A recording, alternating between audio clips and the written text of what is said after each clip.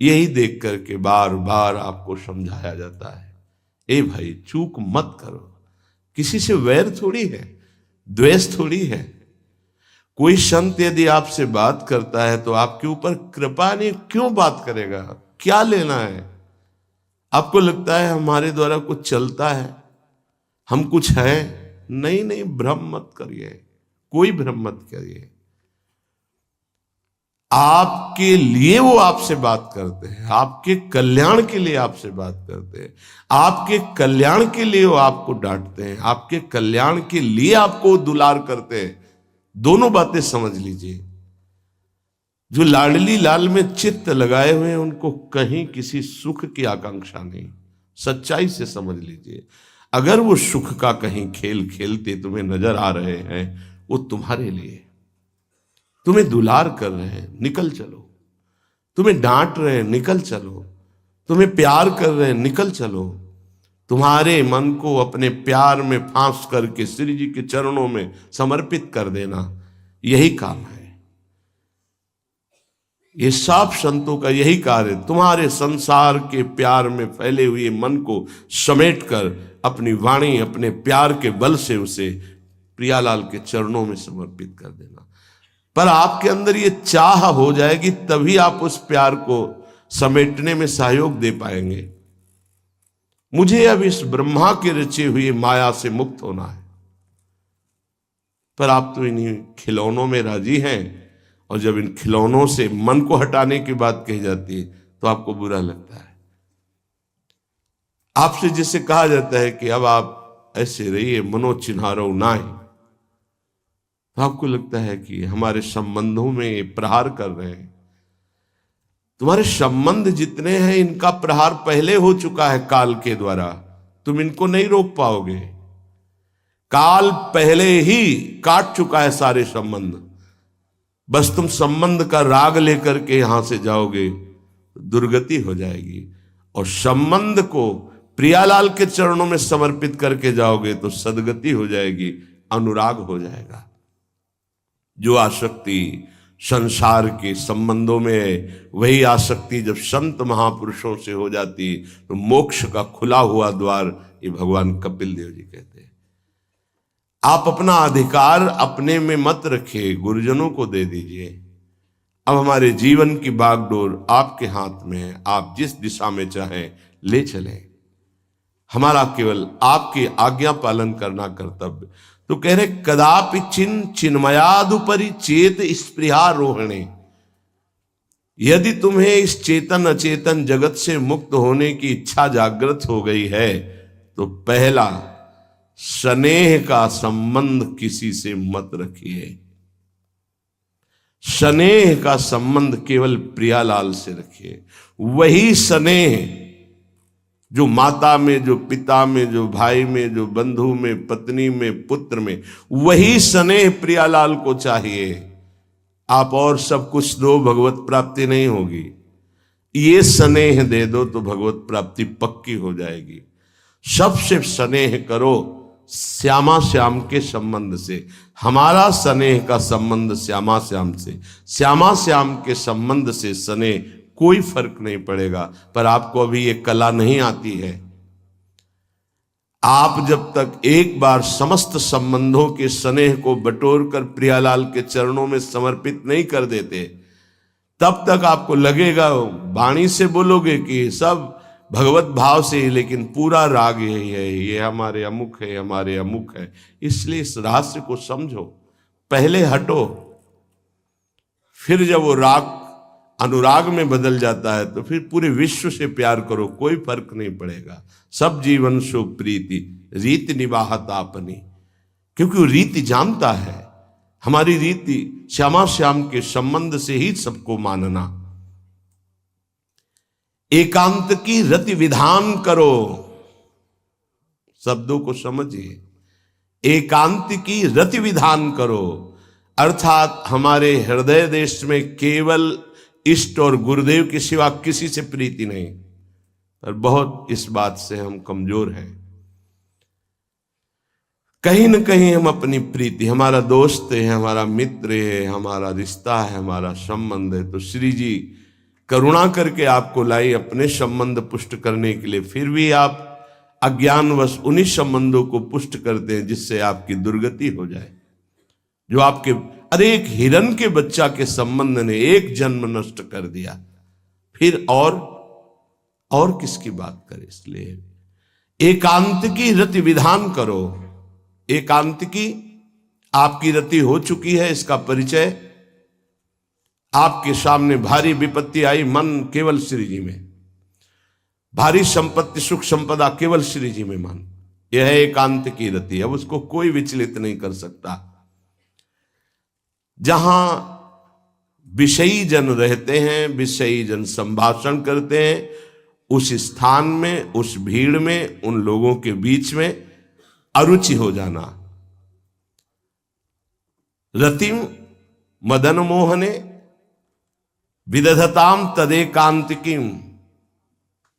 एकांत की भक्ति, विरति, जन समुदाय, प्रपंच भाषण करने वाले, इनसे संबंध नहीं। ना संतु जनतापने प्रतिवसंतु वृंदावने। जनता अर्थात केवल विषय प्रपंच की वार्ता करने वाले, तापने, हृदय में ताप पैदा हो उनके संग नहीं, मुझे संग नहीं, कोई भी हो, प्रिया प्रीतम से तुम्हें मतलब नहीं, उनकी चर्चा से मतलब नहीं, उनके संबंध से मतलब नहीं, तो हमारा आपसे क्या संबंध। देखो, जगत के संबंध प्रियता दिखा करके भोग सामग्री दे सकते हैं, धन दे सकते हैं, व्यवस्था दे सकते हैं, पर प्रियालाल की प्रीति नहीं। पूज्य श्री रघुनाथ दास गोस्वामी जी जब अपने गृह का त्याग करके महाप्रभु चैतन्य देव की शरण में गए, तो 2-3 दिन जो महाप्रभु को भिक्षा आती थी उसी से महाप्रभु दे देते थे। उनको लगा कि नहीं, जीवन जब महाप्रभु को समर्पित है तो हमको जीने का ढंग सीखना चाहिए, कैसे हम विरक्त होकर के जिए। इतने में घर से भेजे हुए बहुत से सेवक, रुपया, सामग्री, रसोईया सब आ गया, क्योंकि बहुत बड़े धनी थे उनके पिताजी, और पिता के भाई दोनों के बीच में एक लाड़िले पुत्र थे पूज्य श्री रघुनाथ दास गोस्वामी, जिनकी समाधि राधा कुंड में विराजमान है। अब सुंदर सुंदर पकवान, भोग सामग्री घर के भेजे हुए रसोइये सब बनाते, प्रभु को भोग लगता, महाप्रभु चैतन्य देव को भी। और फिर विचार किया, क्या ये माता पिता के द्वारा दी हुई सुविधा वैराग्य में कलंक नहीं है? मेरा जीवन प्रभु के लिए, क्या मैं प्रभु आश्रित नहीं जी सकता? जब विरक्त हो गया तो माता पिता के द्वारा दी हुई भोग सामग्री से जीना निषेध है। प्रवृत्ति और निवृत्ति 2 मार्ग हैं। प्रवृत्ति मार्ग में स्वयं अधिकार हो जाता है पुत्र और पुत्री का माता पिता की संपत्ति पर, निवृत्ति मार्ग में नहीं, स्वीकृत नहीं है। निवृत्ति मार्ग में स्वीकृत नहीं। जिसने इस स्वीकृति को स्वीकार किया वो कच्चा ही बना रहता है पूरे जीवन, पक्का वो कच्चा बना रहता है। ये दृढ़ बात समझ लीजिए। आज तक इतिहास है विरक्तों का, निवृत्ति मार्ग पर अगर वैराग्य ले लिया तो माता पिता के द्वारा उसका भरण पोषण कभी नहीं हुआ। आप पढ़ करके देख लीजिए, चाहे कोई भी हो, किसी भी मार्ग का हो। जब रत्नावती जी ने, उनके लिए चिट्ठी आई, पुत्र ने भेजा कि पिता ने सभा में मुंडी का पुत्र कह के कहा, मतलब सन्यासिनी का पुत्र कह के, माता हमारी इस नाम की रक्षा करना। ये हुई चिट्ठी पढ़ी तो महल छोड़ दिया उसी समय, और नाई को बुलवाया, अपने जो राजरानी के बाल थे उतरवा दिया, और संत सभा में बैठ गए। आज से कहा राज अन्न का त्याग। अब ग्राम नगर के द्वारा दी हुई भिक्षा के द्वारा भरण पोषण होगा, इस राजा के द्वारा दिए हुए नहीं। और पति थे माधव सिंह। जब ये बात सुनी तो उनको भयंकर क्रोध हुआ। मेरे सामने मेरी पत्नी, मेरा इस तरह का अपमान, मारने का प्रयास किया, निष्फल है। अंततो गत्वा, चरणों में हाथ रख के माथा रखा है, पढ़ के चरित्र देख लेना। नहीं इनके महल में रहूंगी, नहीं इनका भोजन पाऊंगी। विरक्त होकर के माता पिता के द्वारा भरण पोषण होना, एक बार एक भिक्षा के लिए तो अनुमति है। अगर विरक्त हो गया है, एक भिक्षा अगर माता पिता करा दे तो वो स्वीकृत है, इसके अलावा नहीं। आप चरित्रों को पढ़ के दे, सिद्धांत से नहीं चलोगे तो 4 दिन बाद फिर उसी में आ जाओगे। जब हम विरक्त हो गए, पूरे विश्व का भरण पोषण प्रभु करते, तो मेरा नहीं करेंगे क्या? आज अगर कोई जुड़ा है तो वैराग्य और भगवत प्राप्ति के लिए जुड़ा है। हमारा संबंध संसारिक नहीं, भागवतिक। जिस मार्ग में हम हैं उस मार्ग में। रघुनाथ दास गोस्वामी को 2-4 दिन हुए, फिर अंदर आग लग गई, नहीं पिता के द्वारा दिए हुए वैभव को नहीं भोगना, वापस। अब कैसे जिए? तो जहां सिंहपौर पर जगन्नाथ जी के सब भिक्षुक खड़े होते थे, उन्हीं के बीच में खड़े हो गए। अब जो बांटते हैं तो उनका स्वभाव है लेने वालों का दौड़ दौड़ कर आगे लेना। कभी कभी मिलता उनको, शांत खड़े रहते तो पा लेते, नहीं मिलता प्रसाद तो भूखे रह जाते। फिर विचार किया, इसमें खड़े होकर के भी एक वृत्ति बनी रहती कि आने वाला देगा, ये भी ठीक नहीं। एक जगह अन्न क्षेत्र में अन्न बंटता था, वहां से जाके लाने लगे। फिर विचार किया, विवेक धैर्य नहीं लेने देता। यार हम यहां कोई सेवा तो करते नहीं, क्योंकि भरपेट अन्न पाने का जिस क्षेत्र में अधिकार है तो वहां सेवा करना जरूरी। चाहे पोछा लगा दो, चाहे पत्तल फेंक दो, कोई सेवा वहां करनी चाहिए, तभी आपका वैराग्य सुरक्षित रहेगा, नहीं तो फिर ठीक नहीं है। वहां अन्य क्षेत्र में भी छोड़ दिया भोजन लेना। आप कैसे जिए? तो रात्रि में जो महाप्रसाद गाय को डाल दिया जाता था, गाय भी छक के जब नहीं पाती थी तो वो रात्रि के 10-11 बजे निकलते और वो महाप्रसाद जो पड़ा रहता उसको उठा के लाते, जल से धोते, सड़े सड़े निकाल के चावल, फिर उसे पाते। महाप्रभु ने पूछा, गोविंद, गोविंद दास सेवा में रहते, गोविंद ये रघु अब क्या पाता है? बोले प्रभु बहुत वैराग्य से रह रहे। बताया तो उनका, अच्छा ऐसा अमृत अकेले अकेले पाता है, हमको कभी निमंत्रण नहीं दिया, अब हम चुपके से छीन के पाएंगे। महाप्रभु चले रात्रि के जब वो कटोरे पे इतने से चावल सही निकाल कर पानने में लगे थे, पीछे से महाप्रभु गए से लिया। अरे प्रभु आपने, उनका इतना स्वादिष्ट अमृत पाता है और मेरे को कभी निमंत्रण नहीं दिया, निहाल कर दिया। उनके लिए आया सोवत हु रसना रटे राधा कृष्ण सुनाम। वो जब सोते थे तो उनकी जबान से राधा कृष्ण राधा कृष्ण राधा कृष्ण। ये इस मार्ग के पथिक, निवृत्ति मार्ग और प्रवृत्ति मार्ग में अंतर है। आप लोग इस बात को समझें। निवृत्ति मार्ग श्री जी के भरोसे का है, आप विश्वास कीजिए। जब इष्ट के भरोसे में है तो जिनकी पलक झपकते अनंत ब्रह्मांड रचना हो जाती है, उनके लिए कोई ये बड़ी बात हो गई क्या? ये कोई बड़ी बात है उनके लिए? हम उनका भरोसा त्याग करके निवृत्ति मार्ग के हो करके और परिवार के द्वारा भरण पोषण हमारा हो, भाई ये तो नहीं समझ में आता। भरोसो दृढ़ इन चरणन के रो। निवृत्ति मार्ग तो निवृत्ति मार्ग, प्रवृत्ति मार्ग तो प्रवृत्ति मार्ग। प्रवृत्ति निवृत्ति, निवृत्ति में प्रवृत्ति, बहुत समझकर संभल कर चलना पड़ेगा। जो मार्ग भगवान ने बनाया उसके अनुसार। तो कह रहे न संत जनता, तुम्हारा व्यवहार जनता से नहीं होना चाहिए।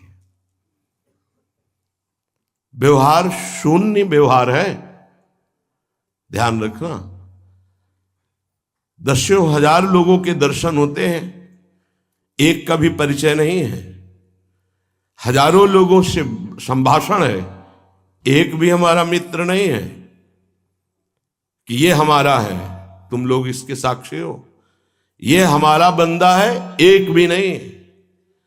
साफ श्री जी के हो, श्री जी से संबंध है, मैं सिर्फ एक नौकर हूं। श्री जी की बात आपको बता देता हूं, आपकी बात श्री जी को बता देता हूं। हमारे श्री जी, इसके सिवा कोई नहीं।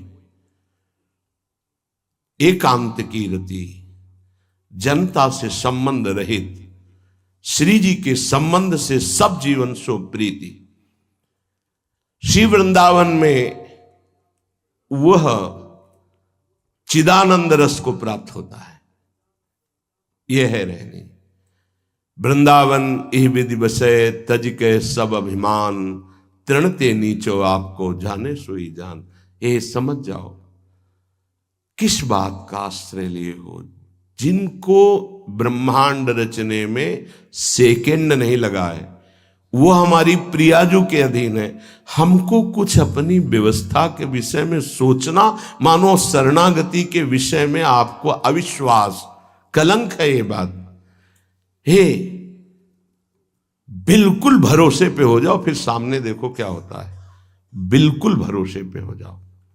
गुरुजनों ने कभी भी अन्य आश्रय नहीं होने दिया, कभी भी अन्य जगह जगह बचाते। वो जानते हैं कि अन्य आश्रय, धन का आश्रय, वस्तु का आश्रय, व्यक्ति का आश्रय, ये तुमसे सच्ची बताते हैं, गुरुजनों की कुछ बातें बाद में समझ में आती, पहले समझ में नहीं आती। केवल श्री जी का भरोसा रखो, जिसने आज दिया है वही कल देगा। जब गुरु जी को कोई कहता कि कभी काम में आ जाएगी ये वस्तु, रख लो, तो बोले इसी को मिटाने के लिए बाबा जी हुए हैं। जब कभी काम में आनी होगी तो तुरंत श्री जी भेजेंगे, हम इसको पहले से क्यों रखें। ये हमें चाहिए कि केवल श्री जी का आश्रय लेकर वृंदावन वास हो। देखना कितना आनंदित रहोगे। फिर रोना आता है, तुम्हारे आंसू फिर निकलेंगे। जब आप एकांत में होंगे, आपका कोई नहीं होगा और आपकी परिस्थिति विपरीत होगी, तब जो शरणागति होती है वही भगवत प्राप्ति कराती है। जब तक विपरीत परिस्थिति नहीं आएगी तब तक शरणागति परिपक्व नहीं होगी। बात लिख लीजिए, चाहे वो द्रौपदी जी हो, चाहे गजराज गजेंद्र जी हो, चाहे कोई भी हो, जब ऐसी विपरीत परिस्थिति आए कि कोई भी सहयोगी नहीं रह गया, तब शुद्ध शरणागति और भगवत साक्षात्कार। उस दिन के लिए तैयार रहो और मांगो कि हमारी आसक्ति का नाश करने के लिए परिस्थिति ऐसी दे दो प्रभु कि सिर्फ आप पर दृष्टि हो, सिर्फ आप पर, ना कोई हमारा, ना हम किसी के, सिर्फ आप। मेरे तो गिरधर गोपाल, दूसरों न कोई।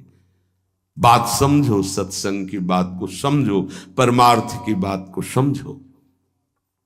तो जब कोई हमारे जीवन में प्रश्न आता तो जो नील चादर ओढ़े हुए विराजमान है, उनकी चादर की तरफ देखते, आकाश की तरफ, बाहर निकलकर आकाश की तरफ देखते। तत्काल उत्तर मिला है हमको, तत्काल भाग, यहां से भाग। झोला टांगा, रात्रि में भागे, जब भागे तब रात्रि में भागे।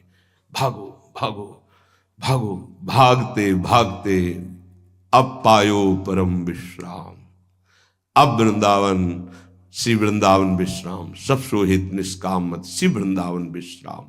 हे, भागते रहो, संबंधों से भागते रहो, आश्रयों से भागते रहो। एक आश्रय केवल हरि गुरु का, बस एक विश्राम स्थल। जैसे आप रखो, जैसे आप रखो, हम उसी में राजी हैं। समस्त प्राणियों को वृंदावन के नमस्कार बुद्धि से देखो। देखो यहां की रहनी, वृंदावनी विधि बसे तज के सब अभिमान, तृणते नीचो आपको जाने सोई जान। तृण से नीच अपने को जो जानता है सबको नमस्कार करेगा। और सच्चाई में देखो तो ऐसा ही है, कुछ नहीं है। कोरा अहंकार केवल है। क्या है हमारे अंदर? कुछ नहीं। अगर गुरु कृपा न हो, प्रियालाल की कृपा न हो, तो कुछ नहीं। हाथ उठा के कहते हैं कोई बल नहीं है। बल है तो वो है, नहीं तो वो नहीं, तो कुछ बल नहीं। क्या बल है? आप देखो, अंदर से देख लो बैठ के, तुम्हारे अंदर क्या बल है। फिसल कर गड्ढे में गिरने का तो बल है, लेकिन गड्ढे से निकलने का बल तो नहीं है। फिसलने में क्या बल?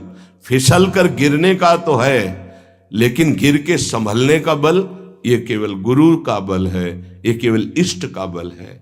इसलिए श्री धाम वृंदावन का आश्रय और वास स्वीकार करो। सबसे छोटा अपने को समझो, समस्त प्राणियों को नमस्कार करो। क्यों? क्योंकि कहीं कोई वृंदावन में किसी का अपराध न बन जाए। नमंतु ननु जंतु कानिह नमंतु रस्तु क्वचित। कहीं ऐसा ना हो जाए यहां किसी भी जंतु का, किसी भी जीव का, किसी भी शरीरधारी का अपराध न बन जाए। अगर वृंदावन में कोई अपराध ना बनने पावे और सबको हम नमस्कार करके रहें और श्री जी का केवल भरोसा रहे, तो आप चमत्कार देख लेंगे, अध्यात्म आपके अंदर प्रकाशित हो जाएगा। जैसे जैसे अध्यात्म प्रकाशित होता है वैसे वैसे शांत होता चला जाता है, मन शांत होता चला जाता है, कोई वासना हृदय में नहीं रहती। पूज्यपाद श्री उड़िया बाबा जी महाराज से प्रश्न किया, पीछे वर्णन किया गया था कि बड़े बड़े महापुरुषों की ये लोग निंदा क्यों करने लगते हैं, क्यों द्वेष करने लगते हैं? वो तो किसी से द्वेष नहीं करते। जितने महापुरुष हुए उनकी निंदा हुई है, वर्तमान में जितने हैं तो आप देख लो सैकड़ों अगर नमस्कार करने वाले तो कुछ निंदक आपको मिलेंगे। ऐसा क्यों होता है? क्योंकि संत तो किसी से द्वेष नहीं करते, द्रोह तो उनके हृदय में होता नहीं, अद्वेष्टा सर्वभूतानाम। फिर ये क्यों होता है, निंदा क्यों करते हैं? तो कहते भगवान की दो शक्तियां हैं, एक है माया और एक है प्रेम भक्ति। जो प्रेम भक्ति से विमुख उनके हृदय में माया शक्ति का प्रभाव रहता है, यद्यपि उनका द्वेष भी इसी से होता है। उनकी महानता देख करके वो वहां चल तो सकते नहीं, तो उनका द्वेष बन जाता है। महानता देख करके उसमें चल नहीं पाएंगे। जैसे कहावत में आता है कि एक अंगूर को बहुत कोशिश की पाने की, जब नहीं मिले तो कहा खट्टे हैं, प्रयास किया लेकिन नहीं मिला।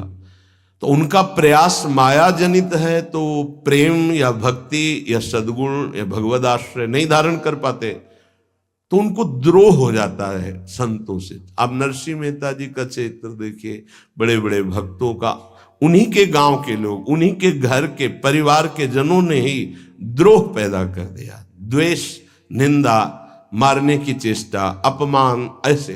अच्छा सोचो, उड़िया बाबा जैसे महापुरुष से क्या कभी ऐसा हो सकता है कि उनके मारने के लिए आदमी लगा दे? विचार करके देखो।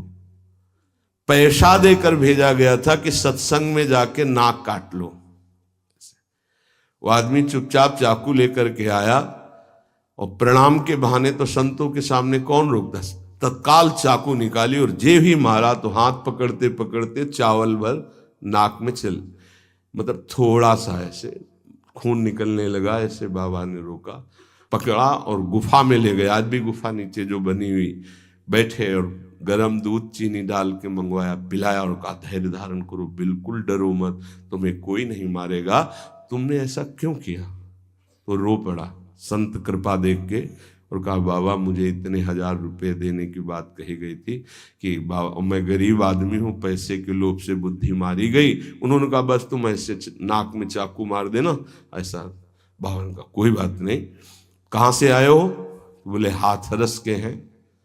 बाबा ने ये नहीं पूछा कि किसने भेजा है। चतुरता इस बात की कि सब शिष्य थे, अगर ये पता चल जाए कि किसने तो उससे द्रोह हो जाएगा ना, बस इतना पूछा था क्यों तुमने ऐसा किया? तो बोले मुझे पैसा दे। ये नहीं पूछा किसने किया, क्योंकि उससे द्वेष हो जाएगा। अपने शिष्यों से कहा शपथ है हमारी, इसे डांटना भी नहीं और हाथरस की बस में सुरक्षित बैठाल करके आओ, चलो जाओ। बोलो ऐसे महापुरुष को फिर बाद में लीला, द्वेष की हद हो गई, संसार द्वेष की सूली पे चढ़ा दिया, जहर पिला दिया। मेरा जी को जहर पिला दिया, प्रहलाद जी को क्या? क्यों ऐसा करते हैं लोग? बोले माया से आसक्त चित्त वाले जब भक्त को देखते तो उनके अंदर गाली देने का मन होता है, जलन पैदा होती, स्वभाव ऐसा स्वाभाविक है। उनके हृदय में इतना द्वेष पैदा होता है कि वो दुष्ट हृदय कैसे इनकी हानि हो, बस ये सोचते हैं कैसे इनकी। बड़ा विचित्र खेल है। ये संतों के साथ क्यों? पलटू बाबा को अयोध्या में झोपड़ी में ही आग लगा दी आसपास से। ऐसा ऐसा क्यों होता है? तो बोलिए माया शक्ति कि जिसके हृदय में माया का प्रभाव, मलिन हृदय होता है, वो संतों से स्वाभाविक द्वेष करते हैं, जो कि द्वेष के पात्र नहीं है। वो किसी से वो द्वेष नहीं करते। एक संत आप चरित्र उठा करके देखो, संतों से द्वेष करने वाले प्रत्येक महापुरुष के जीवन में देखा गया कि द्वेष करने वाले, और कोई कोई तो उन्हीं के पार्षदों के रूप में द्वेष करने लगे, उन्हीं के पार्षद बनकर उनकी खिलाफत करने लगे और उन्हीं के पार्षदों के द्वारा उनको सूली पर चढ़ाया गया। बड़ा विचित्र माया का खेल है। इसी से वो भक्तों की निंदा करते हैं और भक्तों से द्रोह करके अपना सर्वनाश कर लेते हैं। तो क्या इससे बचा जा सकता है? यदि भगवान का नाम जप करने लगे, भगवान का आश्रय ले ले, तो दृष्टि बदल जाएगी। आप देख लेना, दृष्टि बदल जाएगी। नाम जापक सहृदय होता है, वो घोर पापी पर भी प्यार करता है। लोग समझते नहीं उनके हृदय को। घोर पापी को भी वो प्यार करके भगवान से मिलाना चाहते हैं। यदि आप नाम जप करते हैं तो आप बच सकते हैं, नहीं संत द्रोह की वृत्ति अंदर पैदा हो जाएगी। ये माया है। ये जहां किसी महापुरुष का यश सुन तो वही निंदा शुरू कर देता है, क्योंकि माया उसका पतन कराती है और भक्ति उत्थान कराती है।